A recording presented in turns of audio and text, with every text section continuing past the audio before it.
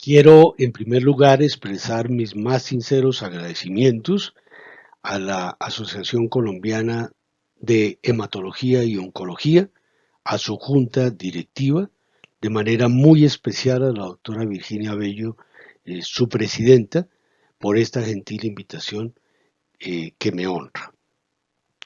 Quien les habla es Hugo Caballero Durán. Yo soy médico, soy internista y neumólogo egresado de la Universidad Javeriana y actualmente director del servicio de neumología de la Clínica de Marley en Bogotá. El tema que voy a desarrollar es la vida de Víctor Hugo. Me ha parecido muy interesante la filosofía de esta reunión y es una idea digna de imitar por las demás sociedades científicas. Voy a hablar de Víctor Hugo, el gran literato, pero no solamente voy a hablar del Víctor Hugo literato, sino voy a hablar del Víctor Hugo político, del Víctor Hugo pintor y de Víctor Hugo el mujeriego. A esta última parte me dedicaré al final de esta charla. Víctor Hugo fue un gran literato en el sentido estricto de la palabra. Comenzó a escribir muy precozmente. Podemos decir que vivió de y para la literatura. Es una de las personas más representativas del siglo XIX. Se convierte en un ícono cultural. Su obra es extensa, es gigantesca y toda llena de inventiva. Uno de los biógrafos de Víctor Hugo menciona que si uno destinara 14 horas del día, de lunes a sábado, para leer los libros y documentos que existen sobre Víctor Hugo en la Biblioteca Nacional de Francia, uno podría gastar unos 20 años. Es el autor que después de Shakespeare genera cada año el mayor número de estudios y de análisis. Se dice que para leer todo lo que hay sobre la vida de Víctor Hugo no le bastaría a uno la vida entera. Se reconoce en él su gran facilidad para escribir. Vargas Llosa, experto en Víctor Hugo, dice que si hablamos de escritores en lengua hispana, se podría comparar a la facilidad que tenía para escribir Lope de Vega o Pablo Neruda, de quien Vargas Llosa dice que, refiriéndose a Neruda, que escribía como respirar.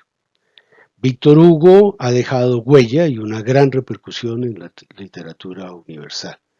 Es uno de los padres del romanticismo y tiene una característica muy importante y es que la vida de Víctor Hugo y su figura fueron reconocidas en vida, lo cual no sucede en muchos casos de la historia. Víctor Hugo nace en el año de 1802 y muere en el año de 1885. El siglo XIX podemos decir que fue el siglo de su vida. Nació en la Francia napoleónica, fue el tercero de 3 hermanos y murió a los 83 años. Sus padres se muestran en esta imagen. Su padre, Joseph Leopold, fue un militar al servicio de Napoleón Bonaparte. Su madre, quien aparece a la derecha, Sophie, de tendencias monárquicas, fue una persona muy culta, una persona muy sentimental, pintora y romántica en el sentido también estricto de la palabra. Ellos se separaron y Sophie y sus hijos se radican en París. Nació, como ya lo mencioné, nació Víctor Hugo en el año de 1802 y nació en esta ciudad, en Besanzón, una ciudad muy bonita, que albergó, tiene historia importante y una historia artística e intelectual muy importante, y cuyas fotos vamos a ir viendo a continuación, fotos recientes. Muchas de ellas nos pueden recordar a París, como la que aparece en el centro. Una ciudad, como ya lo mencioné, con una historia importante que albergó la intelectualidad en ese momento y se distinguió por esas razones. Y finalmente otras dos imágenes que nos dejan ver la belleza de esta ciudad. Quizás muchas personas no saben o no recuerden que Víctor Hugo vivió en España, en la ciudad de Madrid, de los años 1811 a 1812. Víctor Hugo tenía en ese momento entonces 9 años. Su padre servía como oficial al rey Bonaparte. En la imagen de la izquierda vemos una placa que recuerda eso, y la placa dice: en este lugar estuvo el Palacio Macerano, donde vivió Víctor Hugo entre 1811 y 1812. Este palacio, que parece que era muy bello, no existe actualmente. Sí existe, y con el mismo nombre, la calle del Clavel, la cual en este momento se une con la calle de Víctor Hugo. La calle de Víctor Hugo está cercana a la Gran Vía y a unas cuadritas de lo que posteriormente sería y sigue siendo el Museo del Prado en, en Madrid. Este personaje fue muy importante en la vida de Víctor Hugo. Se trata de François René de Chateaubriand, quien nació en Saint-Malo en 1768 y murió en París en 1848. Un hombre polifacético como lo fue Víctor Hugo. De él escribió, o haciendo referencia a Chateaubriand, Víctor Hugo escribió a los 14 años: ¿seré como Chateaubriand o no seré nada? Esta imagen de Víctor Hugo joven la vamos a utilizar para recordar algunas cosas durante la juventud o los primeros años de su adultez.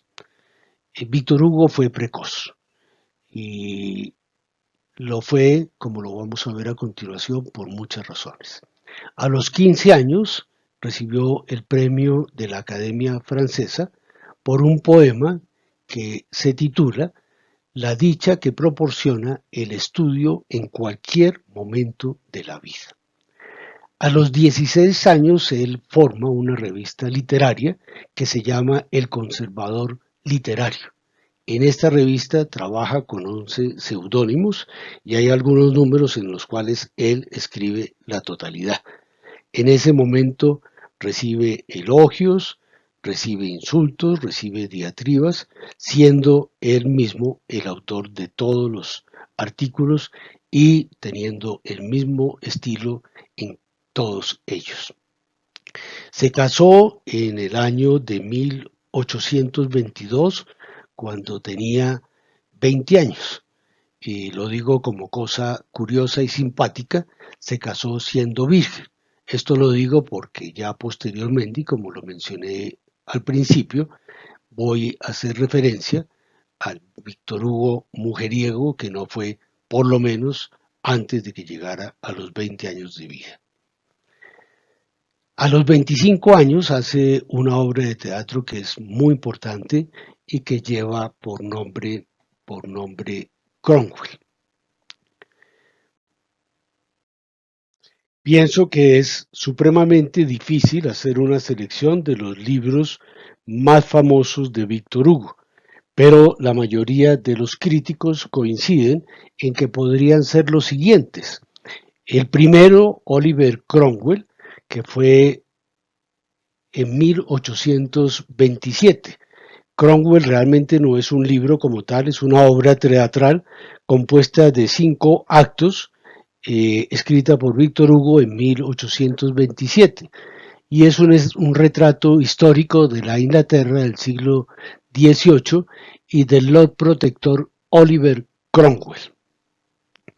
Otra obra muy connotada es El último día de un condenado a muerte, que la escribe Víctor Hugo en 1829.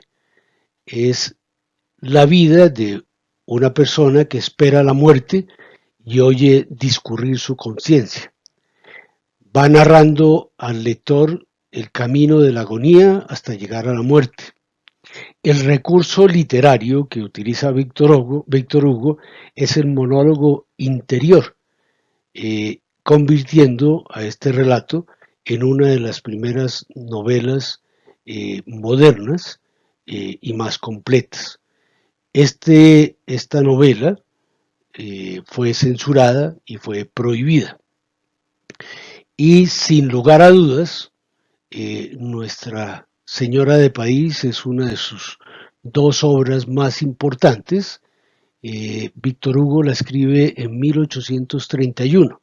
La situación económica de Víctor Hugo no era la más favorable, y un editor le pide que, o le ofrece que escriba un libro en el cual no puede demorarse más de un año, y él escribe Nuestra Señora de París. Eh, y la escribe y la termina antes del año y antes de cumplir 30 años. En Nuestra Señora de París, él describe los amores platónicos de Quasimodo con Esmeralda, una gitana hermosa. Describe a Quasimodo como un campanero que era deforme, desgraciado físicamente, mas no espiritualmente, vivía en Notre Dame, era sordo, casi mudo, solamente tenía un ojo y era un personaje físicamente siniestro y monstruoso, pero interiormente era todo lo contrario. Los personajes más importantes de Nuestra Señora de París son, además de Quasimodo y de la gitana Esmeralda, el capitán Febo, que aspiraba a contar con el amor de la gitana, y el padre Claudio, que sería lo que actualmente llamaríamos el párroco de Notre Dame. Pasamos a la siguiente obra, que sin duda alguna es una de las grandes novelas del siglo XIX y una de las grandes novelas de la historia de la literatura. Se trata de Los Miserables, que Víctor Hugo escribió en el año de 1862. Es un paradigma del romanticismo francés. Él la escribe en el exilio, la termina cuando él tiene 60 años, tardó 2 años en escribirla. La novela es de estilo romántico, como ya hemos mencionado, y plantea una discusión sobre el bien y el mal, sobre la ley, sobre la política, sobre la ética, sobre la justicia y la religión. Los protagonistas más importantes en esta novela son los siguientes: Jean Valjean, un exconvicto al cual encierran durante 20 años por robar un pedazo de pan, y posteriormente se convierte en un hombre ejemplar que lucha contra la miseria y contra la injusticia, y que empeña su vida entera en cuidar a la hija de una mujer que tuvo que prostituirse para salvar la vida de su hija. Jean Valjean se vio obligado a cambiar varias veces de nombre. Sin embargo, fue apresado multitud de veces, eh, volvía y se fugaba y volvía nuevamente a recapturarlo.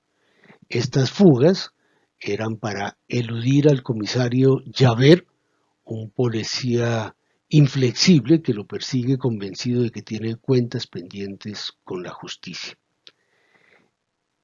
De Los Miserables podemos decir que es un género literario a la medida del hombre y del mundo moderno. Se define como una novela total. El mismo Víctor Hugo decía palabras más, palabras menos lo siguiente: mientras haya en la tierra ignorancia y miseria, libros como este siguen siendo útiles. Y finalmente voy a terminar la selección de estas 5 novelas o obras con El hombre que ríe.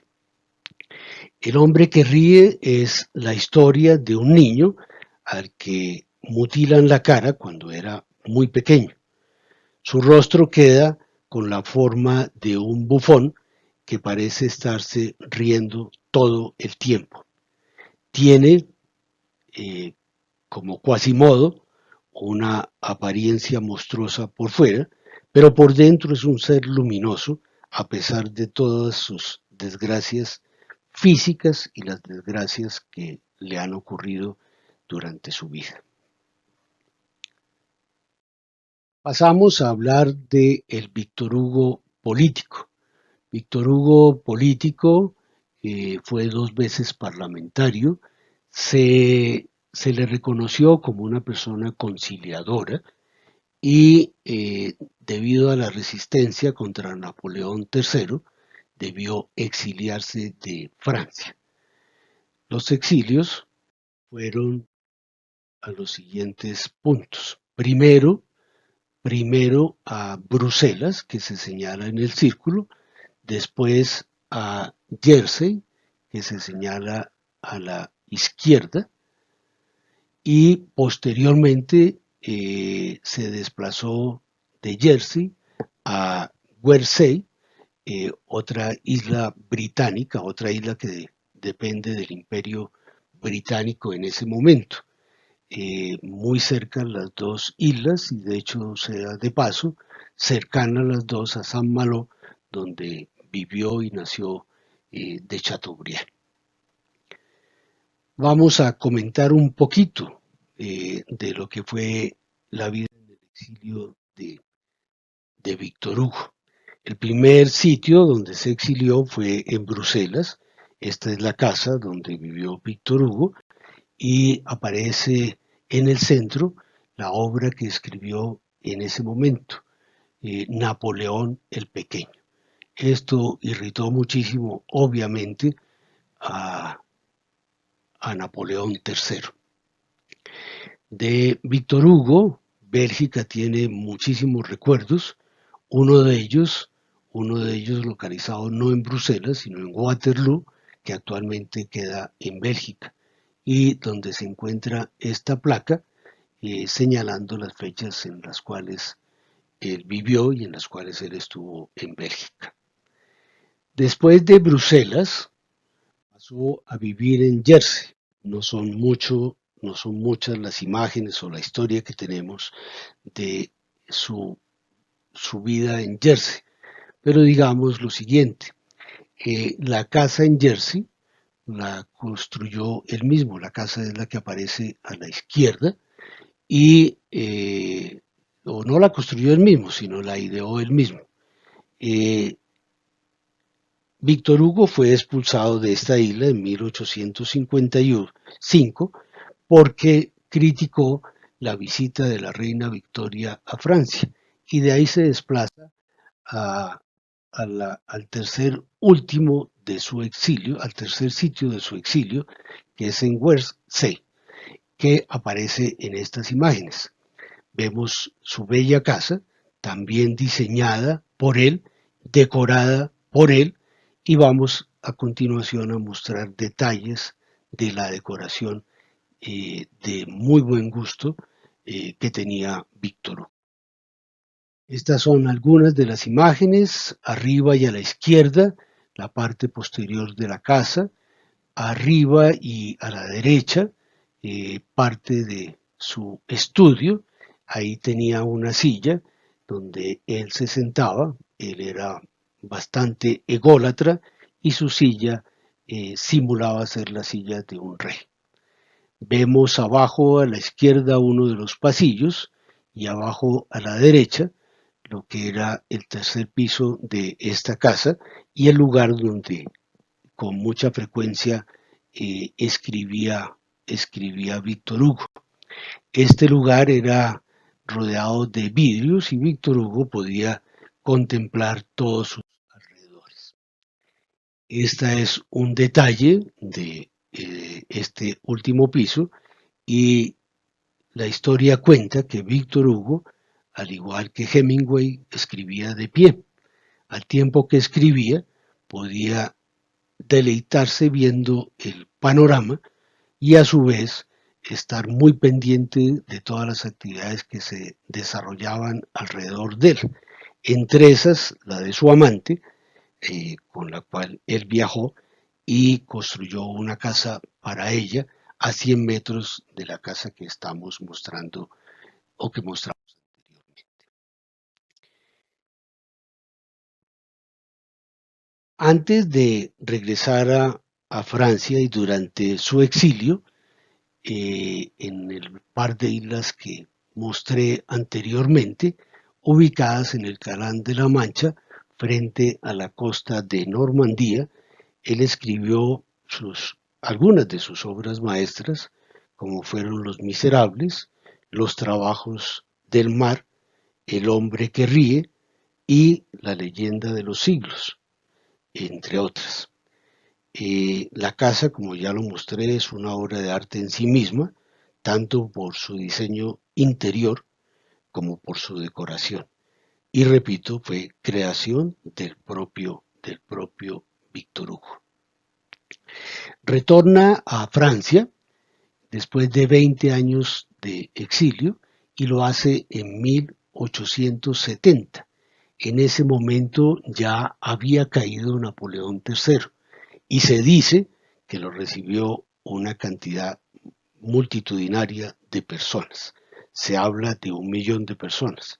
No sé si a esa cifra se le pueda o no dar credibilidad. En la foto que vemos en este momento aparece arriba y a la derecha Víctor Hugo, más o menos a la edad que tenía en el momento que regresó a Francia. A la izquierda una vista panorámica de su sitio de residencia en París. Al igual que lo que mostramos, este es un acercamiento a la casa que ahora es museo, donde vivió Víctor Hugo. Y vamos a mostrar algunas imágenes del interior, pasando rápidamente por ellas, pero pidiéndoles que se detengan en los detalles que se pueden observar. Los cuadros que adornaban la casa, los bustos que poseía. Este es un cuarto dedicado a escultura y a obras de arte chino, cosa que era muy atractiva para Víctor Hugo.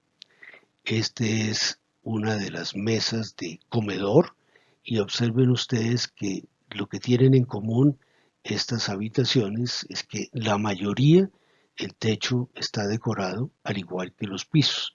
Se observa muy especialmente en la imagen inferior. Aquí un detalle de la mesa, de una de sus mesas de trabajo mientras vivía en esta isla.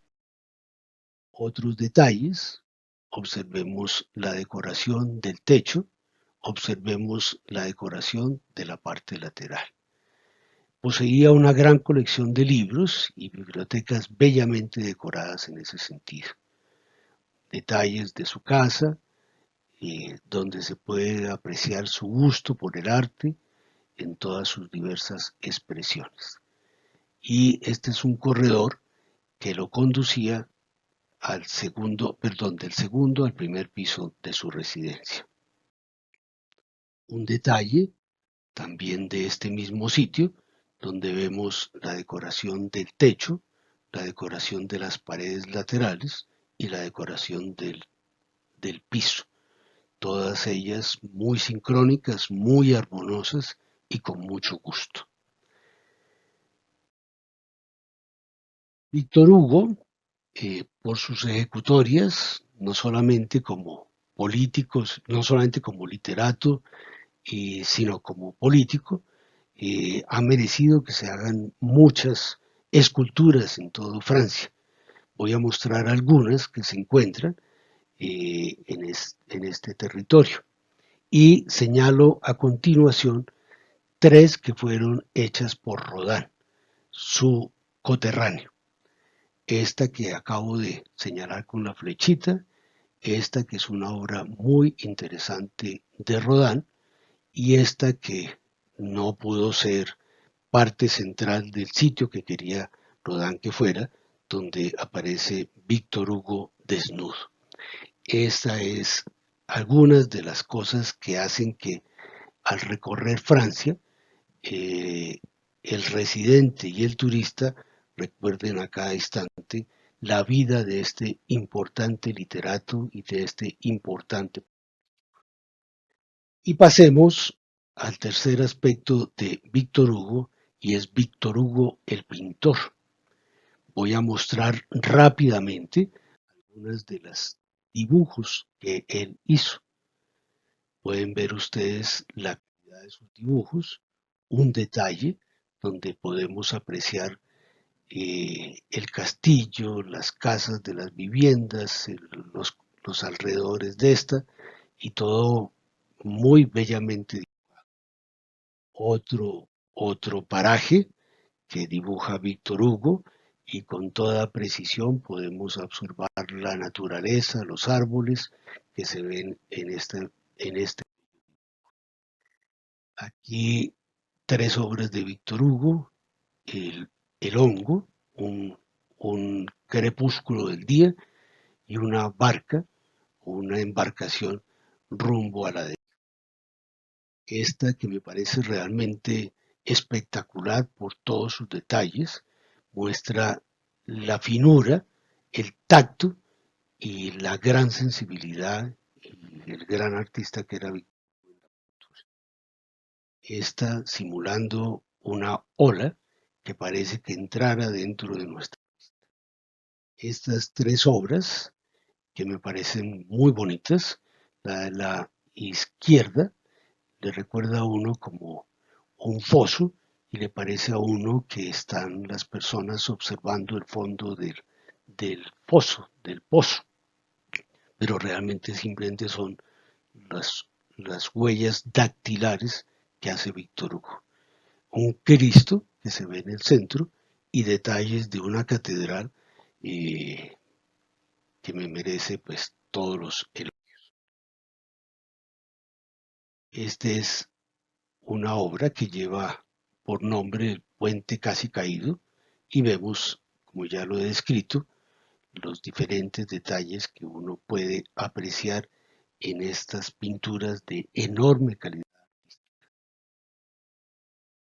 Basado en eso, basado en eso,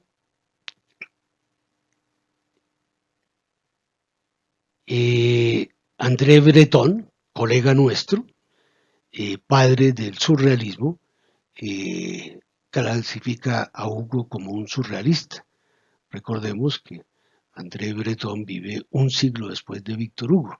Sin embargo, lo asimila, lo asimila mucho a otros surrealistas. Y hablamos de un Picasso, hablamos de un Dalí y hablamos de otros surrealistas de gran impacto.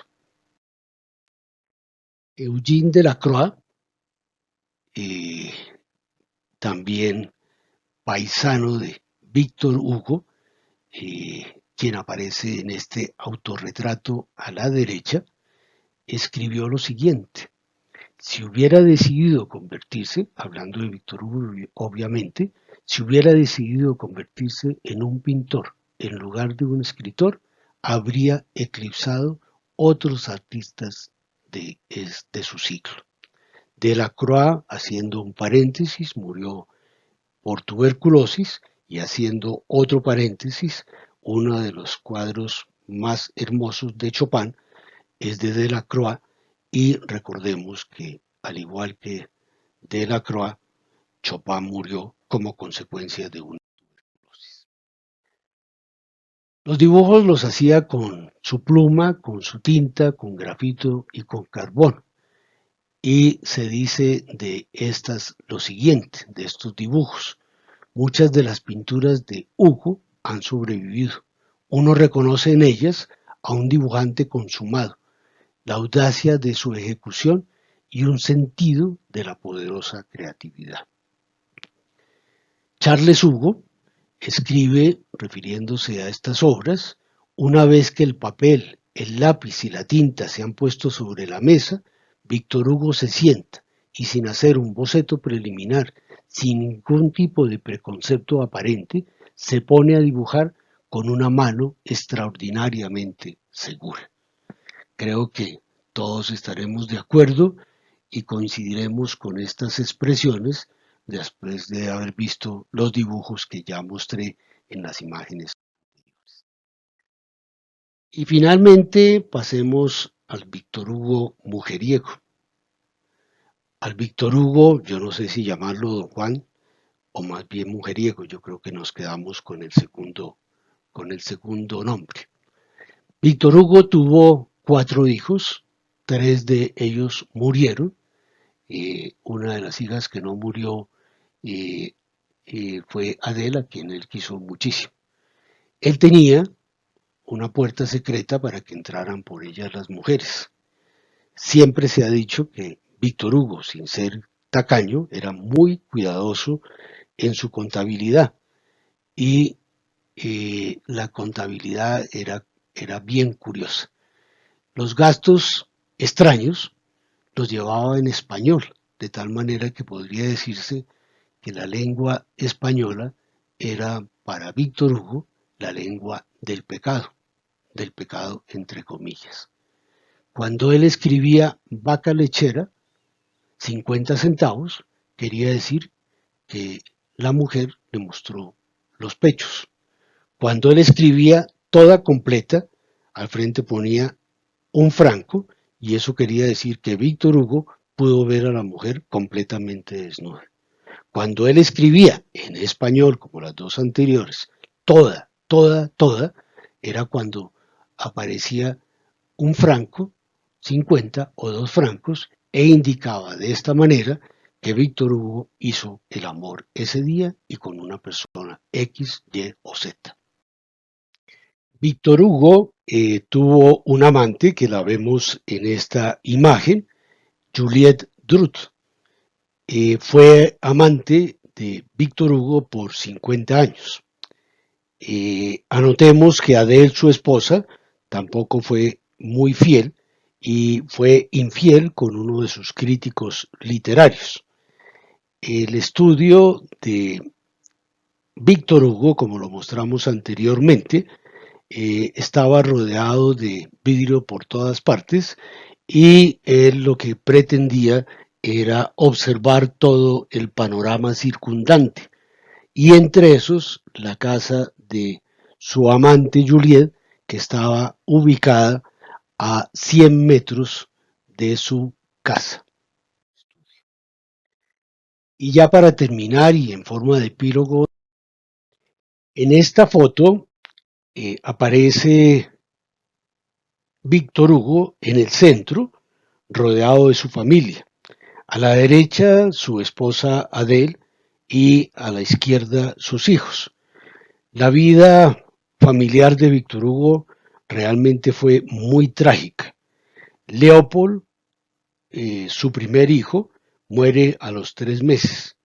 Nace después Leopoldine, quien muere antes de cumplir 20 años. Ella cae de una barca en el Sena, no sabía nadar, su marido se arroja al agua para salvarla y los dos se ahogan. Posteriormente fallece Charles Hugo a los 45 años de edad como consecuencia de una tuberculosis. Y después fallece François a la misma edad que falleció Charles, pero como consecuencia de un cáncer. Adele, su hija, fue la única sobreviviente. Desafortunadamente para él, su vida terminó en un hospital psiquiátrico. Fue hospitalizada, según dice el informe médico, a causa de un amor no correspondido. Se piensa que tuvo una esquizofrenia y creo que reúne todos los componentes para clasificarla como tal. Se habla de que tuvo una erotomanía o un síndrome de Clara-Wood, que es un trastorno mental inusual que seguramente los psiquiatras podrán describirnos con más precisión. En vida recibió varias distinciones. Las distinciones que recibió fueron ser par de Francia, una distinción muy valiosa, curiosamente creada por Napoleón I, la Orden de la Legión de Honor, un título muy, muy deseado por todos los franceses, fue condecorado con la decoración de Lis, así se llama, y fue miembro de la Academia Francesa. Llegó a ser miembro de la Academia Francesa después de 3 intentos previos. Y finalmente terminemos esta charla hablando de la muerte de Víctor Hugo que se produce, el 22 de mayo de 1885. La presencia a su entierro fue, como lo muestra esta foto, absolutamente multitudinaria y se dice, no sé si será correcto, que asistieron 2 millones de personas a su, entierro. La Tercera República Francesa lo honró a su muerte con un funeral de Estado y sus restos fueron inhumados y llevados al Panteón de París. Se dice que antes de morir, él escribió la siguiente frase: es el combate del día y de la noche. Veo la luz negra. Les agradezco muchísimo y repito mis agradecimientos por esta amable invitación.